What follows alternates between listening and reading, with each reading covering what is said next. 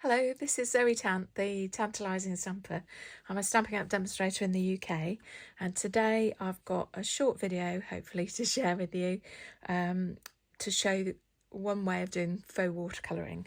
So I'm using the lovely Wild and Sweet stamp set with panda, raccoon and koala. And if you like these images, you'll love what's coming in the new annual catalogue very shortly next week. Okay, so I've got fluid 100 paper, which I've taped to a piece of board, and then I've painted water using a water brush onto the paper. I just want to make it wet initially, and then what I'm going to do is add some ink to I'm starting with crumb cake to my tree and koala, and it's possibly not the easiest one, but if you keep your stamp case handy, you can see where the image comes up on the stamp and then add whatever colour you want to the whole thing. So do it like this, mainly on the tree trunk and the koala, and then I want a little bit of green, and I'm going to start with Parakeet Party for my leaves, so I can bring that in here. Now if you want to, when you start getting a bit further on, if you want to make it a little bit more precise, you could use marker pens as well.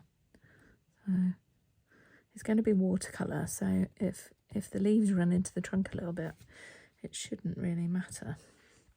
So I've done that, got my ink on there, and then with my little spritzer, which has got water in as well and is very inky, you can spray it. So I'll just go out of camera, and then so that's all nice and wet.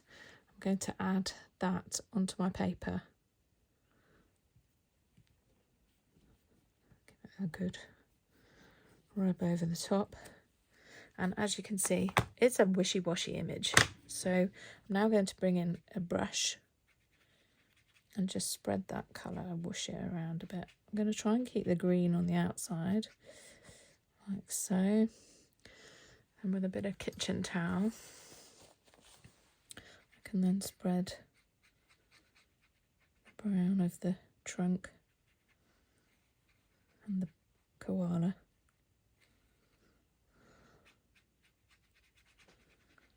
So you're building that sort of watercolour background. Really simple, no skill involved, as you can see. Then with a heat tool, you need to dry that off. So I'll just do that.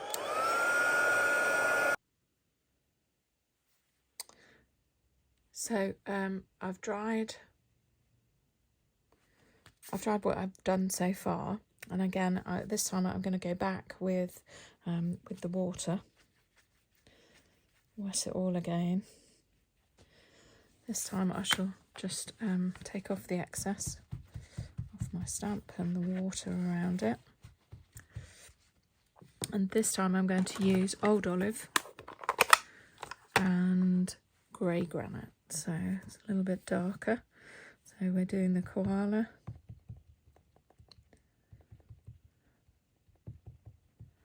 and the tree. You can always come back in with your finger, take some off, just watch where you put your finger after. Then build it up there, and then bring in Old Olive for your leaves.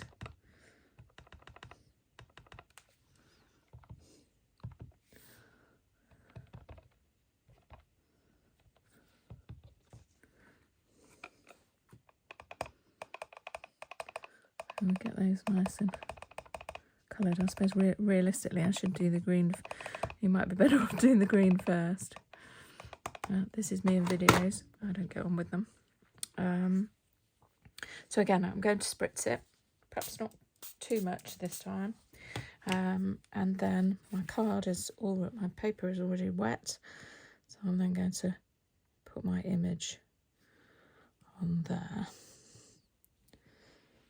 and lift it off again. And you'll see again, obviously it's a bit mushed, but it's just gonna let me spread those greens.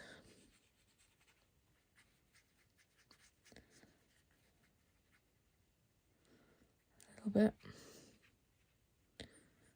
Take it up here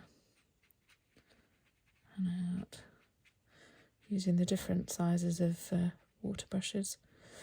Clean that one off a little bit, and then get the grey browns to merge a little bit as well.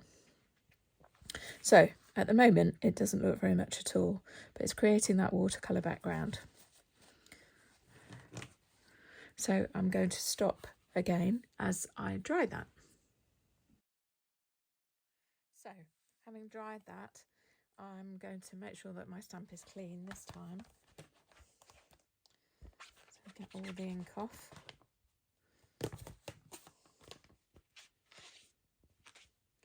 Chamois is great for this because you can move it around. So I'll also just dry off the excess water. And this time I'm going to use Mossy Meadow for my leaves, and I will go in first this time and just hopefully just get those.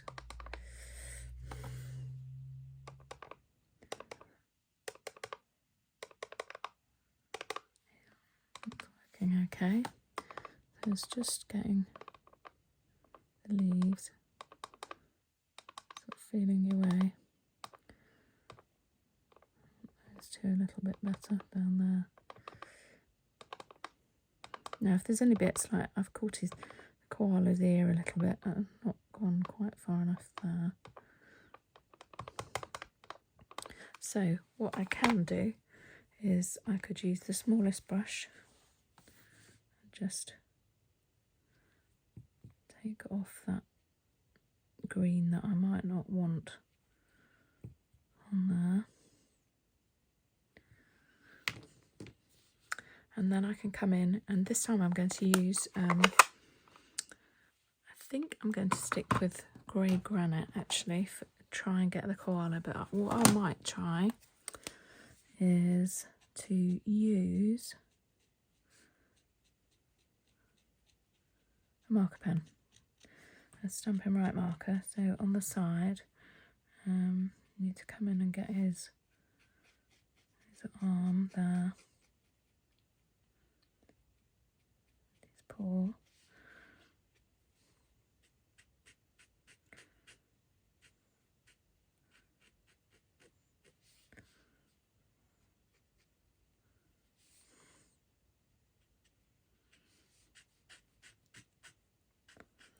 Of course, the difficulty with sometimes with these is that the stamps are so beautifully detailed that it's not always so easy to see it while you're actually colouring it. But because it's a watercolouring technique, it's quite forgiving. So we come round. We're going to make sure we've got him there. I think that's got all of him pretty much identified. And then we'll use the early espresso perhaps to get the tree a little bit that way, and also use the marker for that as well. And I've realised I've left some of his ear, so I need to come back with that.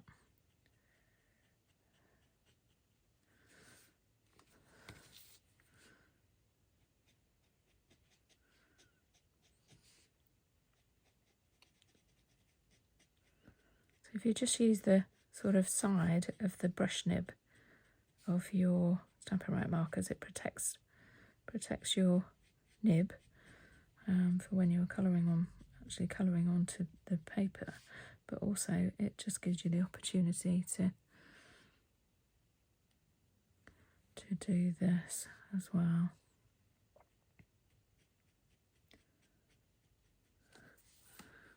So we'll see how he turns out. And then I've noticed a little bit of green that I could probably do with just tweaking. And I mustn't forget his ear. And we can get that a little bit better. And top up with some grey granite in places. Just bring some over here. And then maybe do a little bit of his. And there.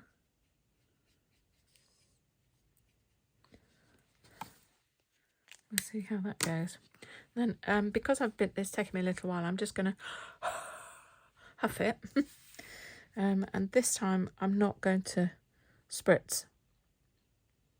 I'm just going to stamp that onto the background that I've created. Make sure that the ink comes off, so just let it settle, give it a gentle push, but be careful not to catch any edges of your stamp. There we go. So we've got our image and you can see that coming. So now it's a question of what you want to do with it. So I'm going to make sure I put some fresh kitchen roll, make sure my aqua painter is moist, and then I can just gently let these colours run into each other a little bit, picking up where there's the shading from the stamp. That's where you can very easily just add a little bit of water to make the colour bleed, and that then details it. Now I've got these a little bit brown here, so I might have to, what we can do is use the lid from the ink from the lid and bring a little bit of that in, so that I don't get brown leaves too badly anyway.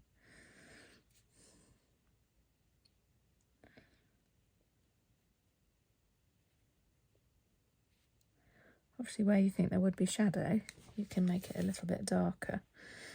So what you want to be careful, you want to keep the texture of the stamp, so just by gently brushing over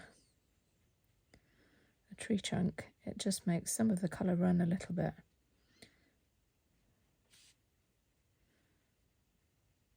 But it keeps some of the detail. And if we do the same here,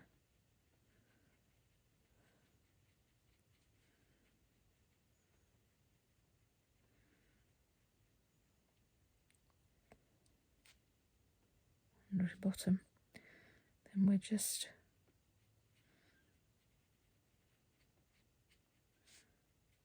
blending that detail, but hopefully not losing it all. And if you want to stop it, then you can obviously bring in your heat tool,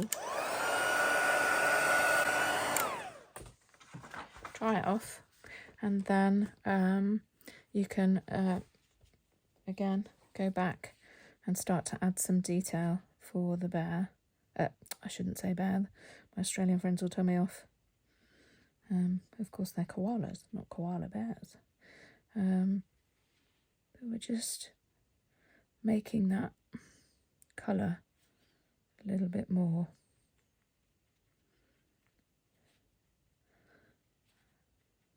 And you've got the detail, so we can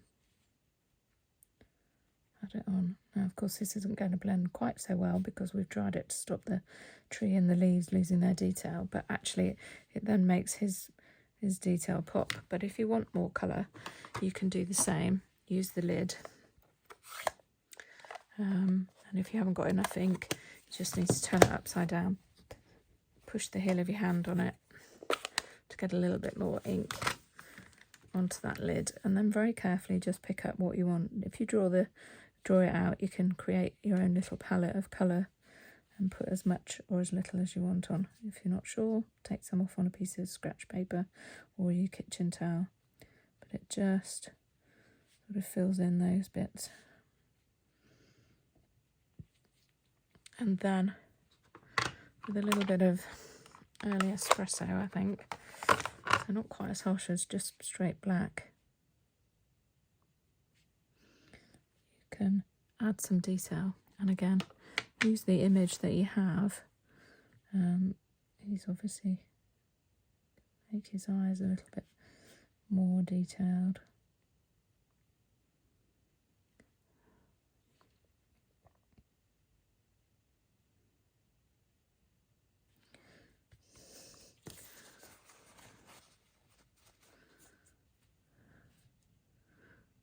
And his nose is, bring that in a little bit more.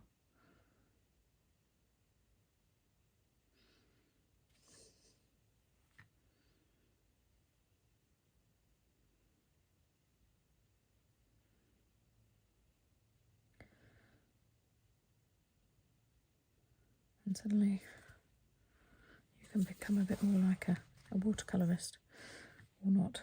But you can play about with it. Sometimes it's best to walk away and let it dry a bit more as well, because my watercolour paper is clearly still quite damp here, because this is bleeding a little bit. But it, you know, the key thing with this sometimes is that it's not a quick fix, which is where I go wrong, because I get bored and want it finished. But you can add in extra colour to make some of the leaves a little bit, make the difference. And if we wanted to, we could also bring in the lighter colour, clean off the brush, and just highlight some of this a little bit. These ones down here where it's lighter, you can come over the whole thing.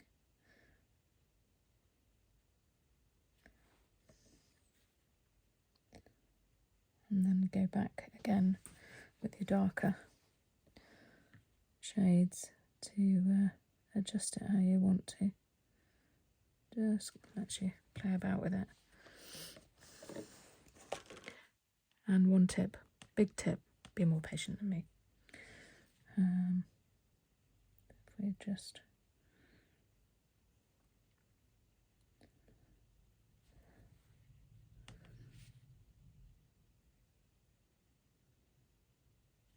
let's see, not patient enough. While I wait for those leaves to, I try and be good a little bit. I'm going to just see if I can outline his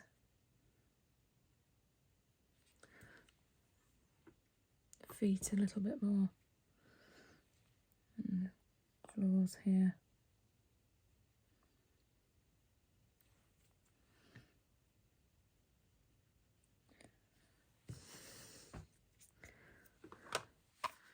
And possibly a little bit of crumb cake to just finish.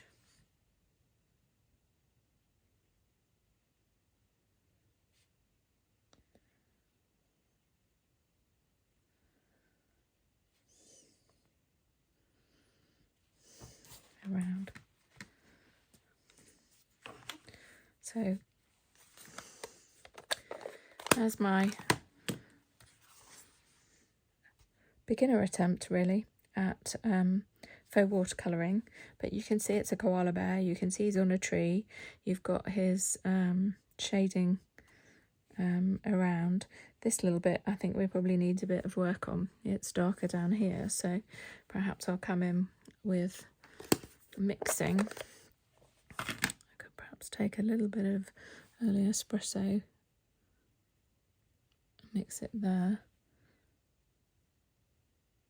Ooh, that's a bit too dark, I think. There we go. So you just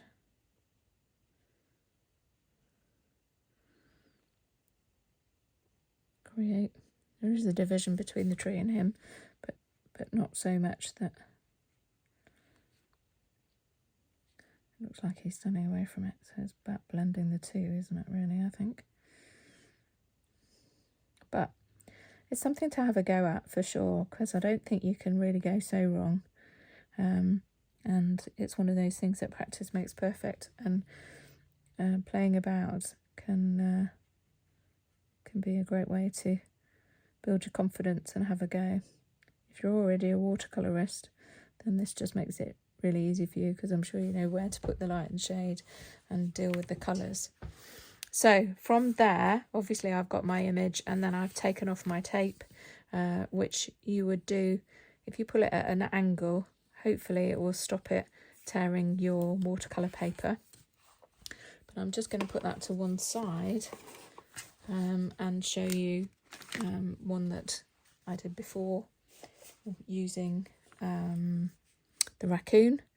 And again, I use very similar colours actually, and then I've mounted it onto some evening evergreen card and a piece of mossy meadow, and then onto a grey granite base, which I used there aren't any leaf stamps in this particular set, Wild and Sweet, but there's this lovely one which is a distinctive stamp, so it's got texturing from Cottage Wreaths, and it works really well to do tone on tone stamping around the edge of my grey granite card.